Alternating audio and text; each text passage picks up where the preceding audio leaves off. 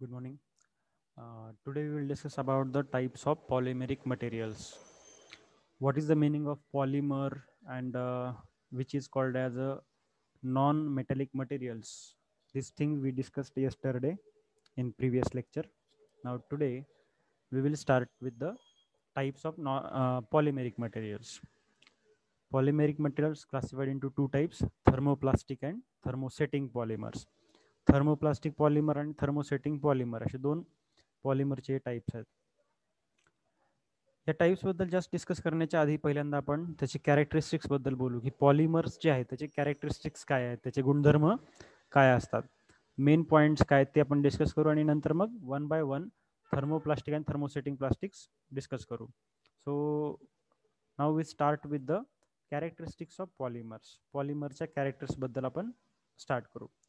There are some basic characteristics of the polymers. पहिलं character आहे, पहिला गुणधर्म आहे, it is having low density.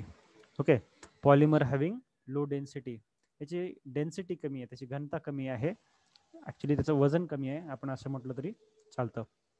Polymers having low density, first point, याचे वजन कमी आहे, डेन्सिटी कमी आहे.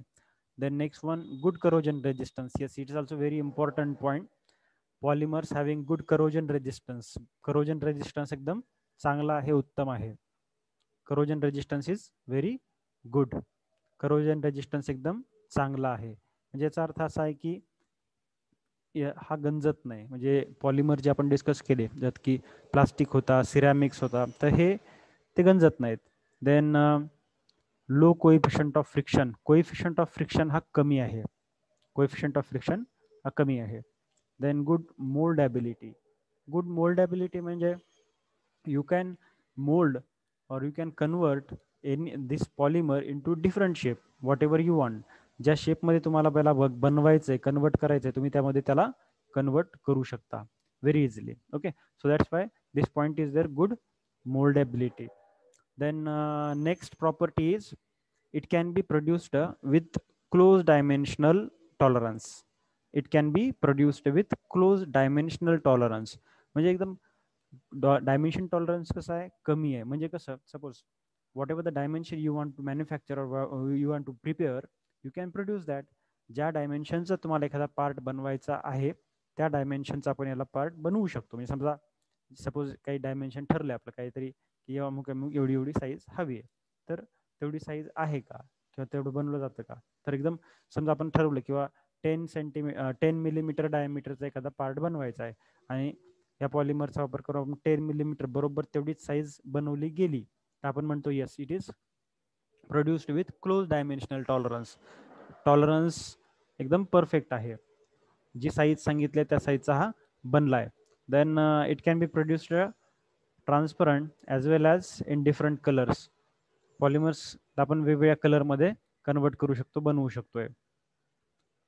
ह्या गोष्टी आपल्याला लक्षात ठेवाव्या लागतील.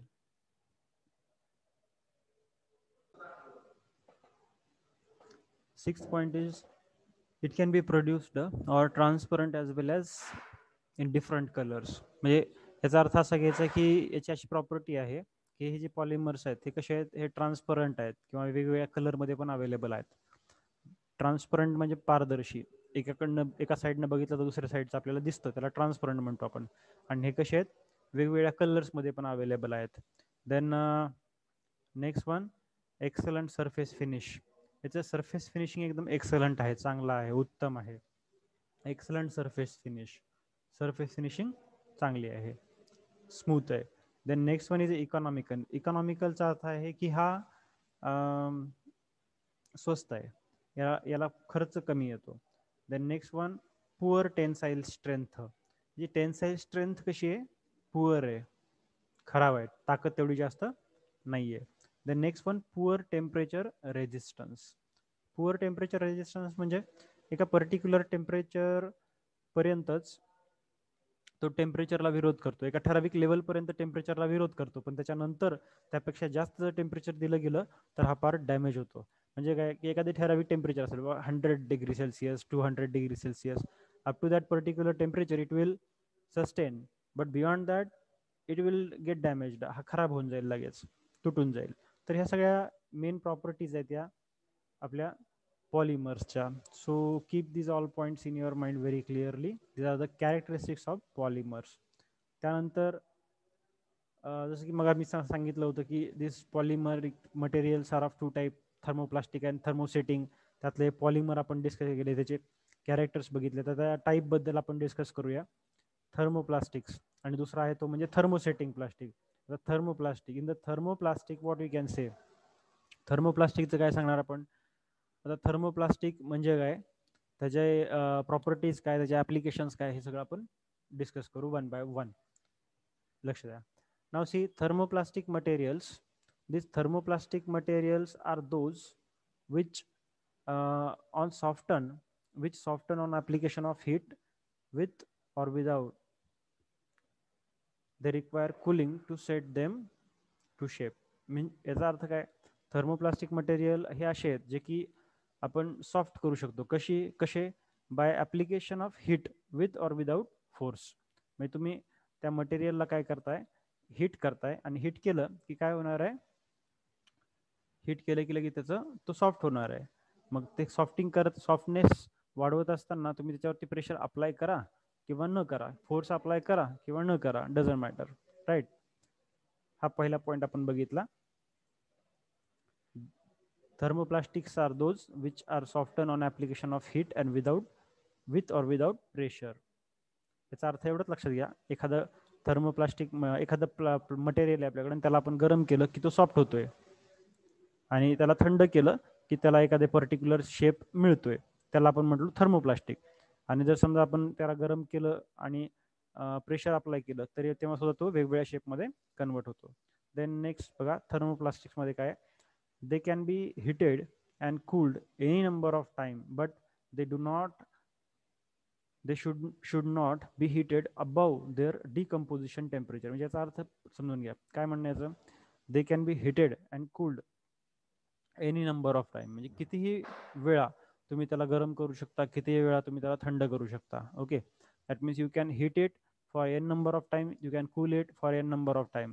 म्हणजे तुम्ही बराच वेळा, किती पण वेळा तुम्ही गरम करा, किती पण वेळा तुम्ही थंड करा, पण याला काही प्रॉब्लेम होत नाही. They should not be heated above their decomposition temperature. फक्त एकच गोष्ट पाळायची की त्याला त्याच्या ठराविक डिकम्पोजिशन टेम्परेचर जे आहे त्याच्यापेक्षा जास्त टेम्परेचर द्यायचं नाही. एक ठराविक टेम्परेचर आहे त्याच्यापेक्षा जास्त टेम्परेचर द्यायचं नाही. हा, बाकी तुम्ही त्याला हिटिंग करा, कूलिंग करा, पुन्हा पुन्हा, you can heat it again and again, you can cool it again and again, no problem, but you can't heat it beyond the decomposition temperature. एका ठराविक टेम्परेचरच्या पलीकडे तुम्ही त्याला गरम करू नका. बाकी तुम्ही त्याला गरम करा, थंड करा, किती पण वेळा करा, अडचण नाही येणार. Then next one, these materials are normally fabricated by simultaneous application of heat and pressure. म्हणजे याचा अर्थ काय, फॅब्रिकेटेडचा अर्थ आहे आपण याला बनवतो, मॅन्युफॅक्चर करतो, तयार करतो. कसं, by application of heat and pressure. म्हणजे आपल्याकडे एक पॉलिमेरिक मटेरियल म्हणजे थर्मोप्लास्टिक मटेरियल आहे, त्याच्यावरती आपण काय करणार आहे, हीट देणार आहे. त्याला हीट दिल्यानंतर तो थोडासा सॉफ्ट होतो, सॉफ्ट झाला की त्याच्यावरती प्रेशर अप्लाय करायचं, फोर्स अप्लाय करायचा, आणि त्याला वेगवेगळ्या शेपमध्ये, ज्या शेपमध्ये मला त्याला बनवायचं त्या शेपमध्ये याला कन्वर्ट करायचं, तो शेप त्याला मिळून जातो. तर या मटेरियलला आपण म्हटलंय थर्मोप्लास्टिक मटेरियल. फक्त एक सिंपल बेसिक कन्सेप्ट लक्षात घ्या थर्मोप्लास्टिकच्या बाबतीमध्ये, तो म्हणजे हा, thermoplastic material can be heated and cooled any number of time. हा सगळ्यात महत्त्वाचा पॉईंट आहे. Thermoplastic material can be heated and cooled for any number of time. Thermoplastic मटेरियलला तुम्ही किती पण वेळा गरम करू शकता, किती पण वेळा थंड करू शकता. हा सगळ्यात महत्त्वाचा पॉईंट आहे. Right. Then next point we will discuss, that is properties of thermoplastic material. Properties बघू आपण, काय काय प्रॉपर्टीज आहेत पहा. These are the main long chain straight or slightly branched molecules. These are main long chain straight or slightly branched molecules, and the chain are held close to each other by secondary weak forces. म्हणजे याचा अर्थ काय बघा, पहिली property, पहिला गुणधर्म असा आहे, main, these are main long chain straight slightली branched molecules. म्हणजे काय, तर सिंपल लक्षात घ्या, स्ट्रेट आणि ब्रांच्ड मॉलिक्युल्सने बनलेले. म्हणजे कसं की समजा एक स्ट्रेट लाईन आहे, त्या स्ट्रेट लाईनमध्ये किंवा आता आपण पॉलिमर बद्दल डिस्कस करताना आपण डिस्कस केलं होतं की मोनोमर्स आहेत बरेचसे आपल्याकडं, आणि हे समजा हे एक मोनोमर दुसऱ्या मोनोमरला असं जर जोडत गेलो आपण, तर काय तयार झाला? पॉलिमर तयार झाला, बरोबर आहे.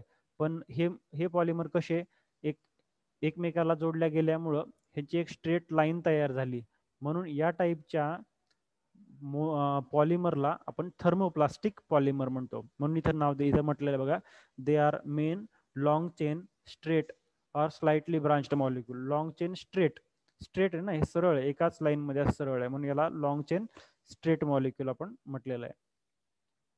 पण याच्यामध्ये एक प्रॉब्लेम लक्षात घ्या की they are having secondary weak forces, म्हणजे दोघांमध्ये प्रत्येक दोन मॉलिक्यूलमध्ये जे काही बॉन्डिंग असणार आहे ही कशी असते? वीक असते, weak.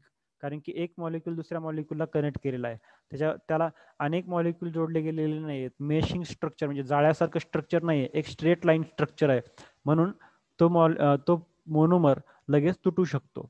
Then next point, these are highly plastic and are easy for moulding and or shaping. म्हणजे अर्थ काय घ्यायचा? दे आर हायली प्लास्टिक, एकदम कसे आहेत? हायली प्लास्टिक आहेत. हायली प्लास्टिकचा अर्थ काय? They R very highly plastic means plasticity एकदम कडक आहेत ते. एकदा तुम्ही जर त्याला गरम केलं, थंड केलं, एका शेपमध्ये कन्वर्ट केलं, झालं काम. पुन्हा डबल एकदा थंड केल्यानंतर तो एकदम प्लास्टिक होऊन बसतो, म्हणजे त्याला पुन्हा फोर्स अप्लाय केला तर त्याचं सहजासहजी डायमेन्शन बदलत नाही, त्याचा साईज शेप बदलत नाही. खूपच फोर्स टाकला तर बदलू शकतो, तुटू शकतो ते, म्हणून आपण म्हटलंय हायली प्लास्टिक आहे. Then they have low melting temperature and are not strong as thermosetting plastic. म्हणजे काय? They are having low melting temperature, त्याचं मेल्टिंग टेम्परेचर कसं आहे? कमी आहे. व्हेरी और low melting temperature, melting temperature अत्यंत कमी आहे. And they do not so strong as thermosetting plastic. म्हणजे आपला हा थर्मोप्लास्टिक आहे, दुसरा जो शिकणार आहे आपण थर्मोसेटिंग, त्या थर्मोसेटिंग प्लास्टिक हा जरा जास्त स्ट्रॉंग असतो, पण तितका स्ट्रॉंग हा नाहीये. Then see thermoplastics are relatively soft and ductile. Thermoplastic हे कसे आहेत? हे सॉफ्ट आणि डक्टाईल आहेत. Then irreversible degradation result when the temperature of the molten thermoplastic polymer is raised to a point at which molecular vibrations become violent enough to break the primary covalent bond.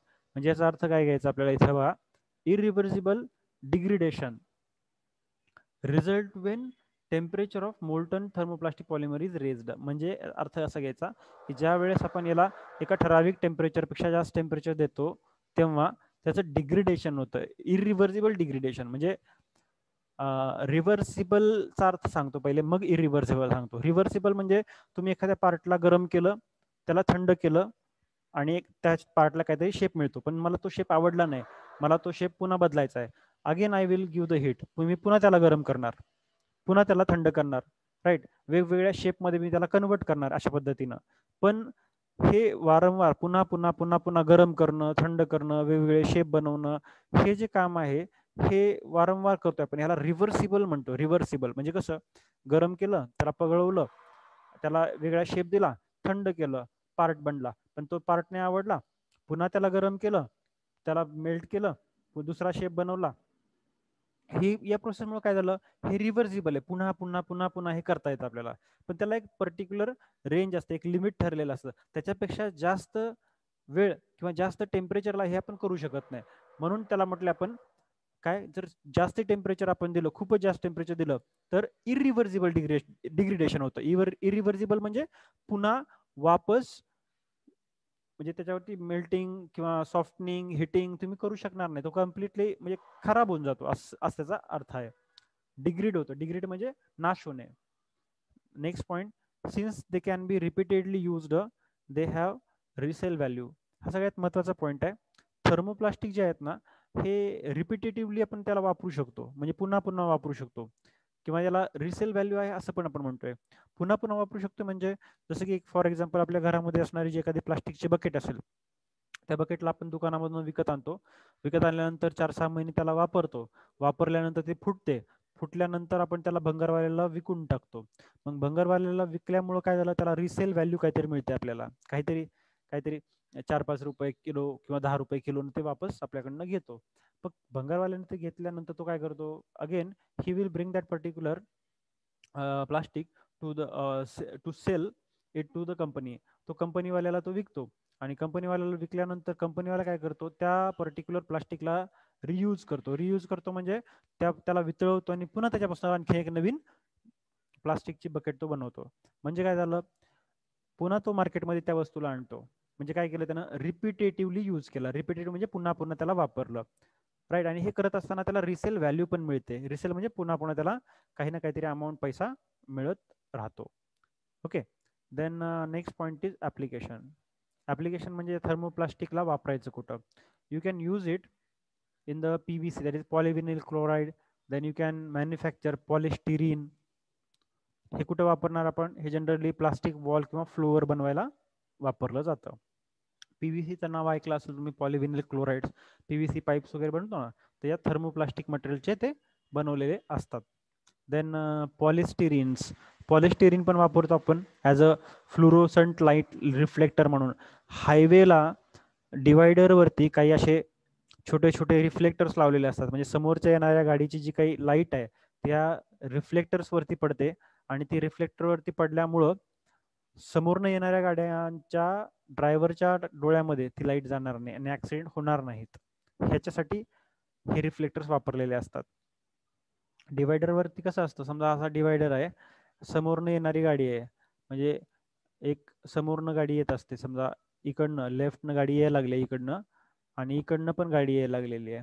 तर काय होतं, हा पहिल्या ह्या गाडीवाल्याचं जी light आहे ती इथं समोर पडते, प्लस थोडी लाईट याच्या पण डोळ्यात जाते. पण असं झाल्यामुळे काय होतं, ॲक्सिडेंट होऊ शकतो. म्हणून या दोघांच्या मध्ये या ठिकाणी काय केलं जातं, काही रिफ्लेक्टर्स बसवले जातात. अशा पद्धतीचे इथं रिफ्लेक्टर बसवले जातात.